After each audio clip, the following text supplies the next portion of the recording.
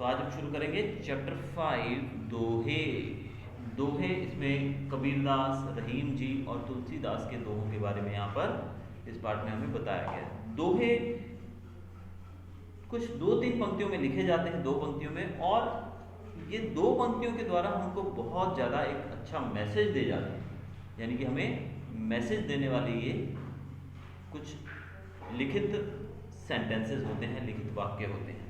तो चलिए देखते हैं हमें आज कबीर जी और ये क्या मैसेज देते हैं। तो पहले हम देखेंगे कबीर जी के दोहे।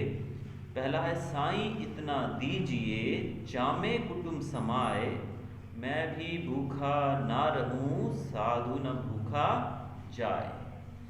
तो कबीर जी ऊपर वाले से, खुदा से दुआ करते हैं, साईं मतलब हे भगवान, मुझे इतना देना जिसमें मेरा कुटुंब मतलब मेरा परिवार, जिससे मेरा परिवार अपना पालन पोषण कर सके। कबीर जी ऊपर वाले से कहते हैं, खुदा से कहते हैं, भगवान से कि भगवान मुझे इतना देना जिससे मेरे परिवार का भरण पोषण गुजारा हो जाए।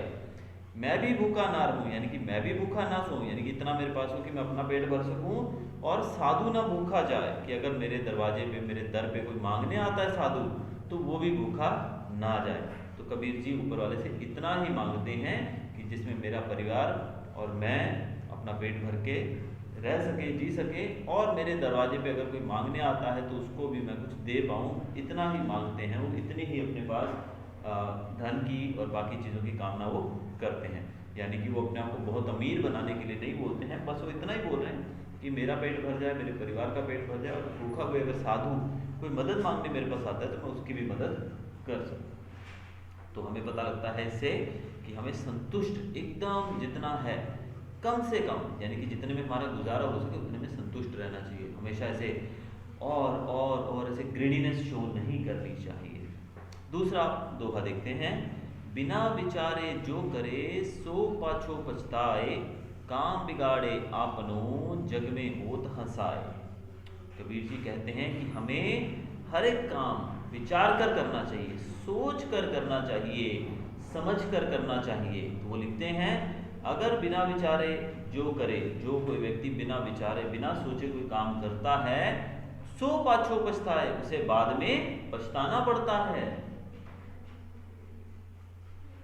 और बिना सोचे किया हुआ काम बिगड़ जाता है। लिखा है, काम बिगाड़े आपनो, कि वो अपना काम बिगाड़ लेता है, और जग में होत हंसाए, और जग में हंसी का पात्र बनता है, लोग उस पर हंसते हैं।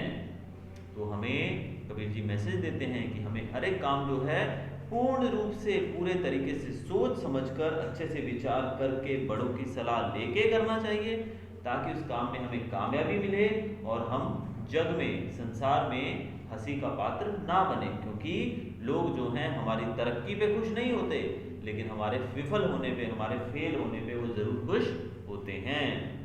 तीसरा दोहा यहाँ पर है, कबीर खड़ा बाजार में मांगे सबकी खैर, ना काहू से दोस्ती ना काहू से बैर। कबीर जी कहते हैं कि कबीरा खड़ा बाजार में, कबीर जी बोलते हैं कि हम इस बाजार, इस दुनिया रूपी बाजार में खड़े हैं और हमें सबकी खैर मांगनी चाहिए। ना काहू से दोस्ती, यानी कि सबका भला मांगना चाहिए, ना काहू से दोस्ती, हमें किसी से दोस्ती नहीं तो किसी से बैर भी नहीं रखना चाहिए। यानी कि अगर हम किसी को दोस्त नहीं बनाते हैं तो हमें किसी को अपना दोस्त, दुश्मन भी नहीं बनाना चाहिए, क्योंकि दोस्ती होगी तो अच्छी बात है, लेकिन दुश्मनी अगर होती है तो आप समझ सकते हो कि हमारा जीवन कहाँ तक जा सकता है। तो ये 3 दोहे जो थे ये थे कबीर जी के। अब हम रहीम जी के कुछ दोहे पढ़ेंगे। रहीमन वे नर मर चुके, जे कहूँ मांगण चाहे, उनते पहले वे मोए जिन मुख निकसत ना है। अब रहीम जी, बड़ा ही सुंदर दोहा है। रहीम जी कहते हैं कि वे नर, नर मतलब होता है लोग, मर चुके, यानी कि वो लोग मर चुके हैं। कौन लोग मर चुके हैं? जे कहूँ मांगन जाए, यानी कि जो कहूँ मतलब किसी के घर, मांगन मतलब मांगने, जाने मतलब जाते हैं। वो नर, वो लोग ऑलरेडी मर चुके हैं जो किसी के घर पे मांगने जाते हैं। समझे कि कोई व्यक्ति जो मांगने आता है आपके घर पे, वो आदमी ऑलरेडी मर चुका है, समझ लो कि मरा हुआ है, मरे हुए समान है वो।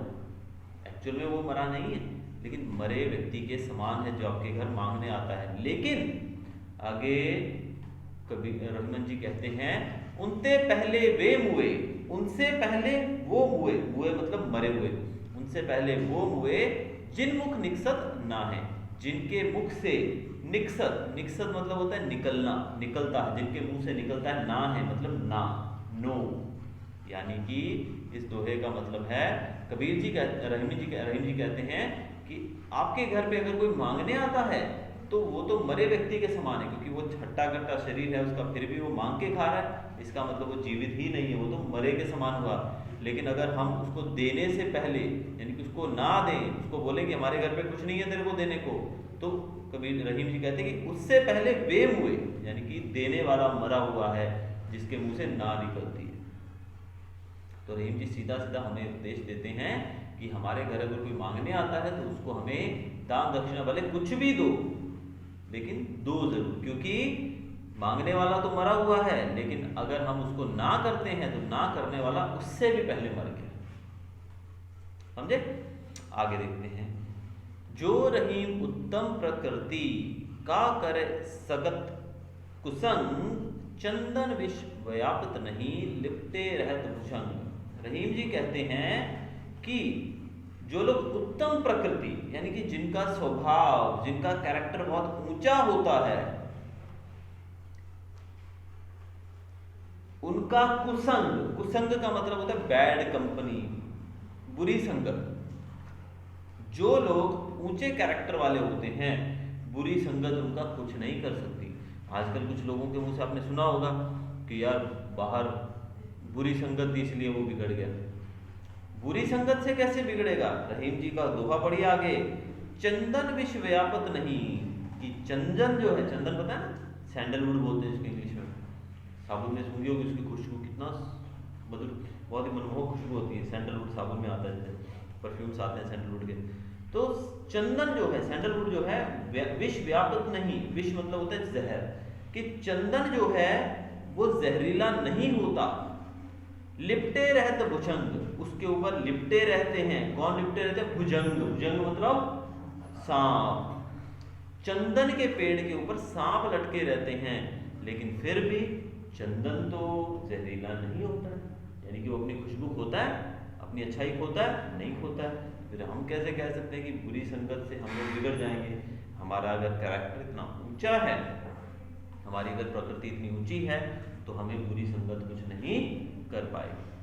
अंतिम दोहा देखते हैं अभी, बड़े बड़ाई ना करें, बड़े न बोले बोल, रहीमन हीरा कब कहे, लाख टका मेरो मोल। रहीम जी कहते हैं ये उन लोगों के मुंह पे तमाचा है जो लोग अपनी बड़ाई करते थे, मैं ये हूँ, मैं वो हूँ, उनके लिए है ये दोहा।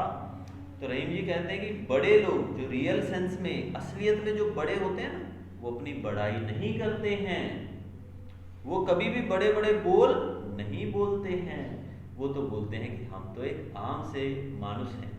तो बड़े लोग जो हैं वो बड़ाई नहीं करते हैं। आगे रहीम जी कहते हैं कि हीरा कब कहे, हीरा डायमंड, क्या डायमंड कभी कहता है कि मेरा मोल लाख टके का है, कि मैं लाखों रुपए का हूं? कभी डायमंड बोलता है? नहीं बोलता है। लाख टका मेरो मोल, कि मेरा मोल लाख टका है, मैं लाखों रुपए का हूं, कभी हीरा बोलता है ऐसा? नहीं बोलता है। लेकिन लोग, दूसरे लोग बोलते हैं अरे हीरा बहुत कीमती होता है, तो लोग बोलते हैं। तो वैसे ही अगर आप बड़े हो तो आपको आपकी बड़ाई करने की जरूरत नहीं है, आपकी बड़ाई लोग करेंगे। तो इस प्रकार ये दोहे हमने सीख ली।